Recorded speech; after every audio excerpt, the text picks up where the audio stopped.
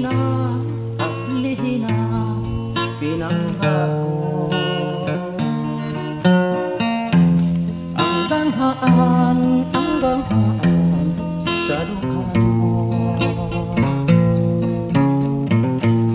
Dugay ko na kining ipangandoy, nga maangkon ang gugma mo.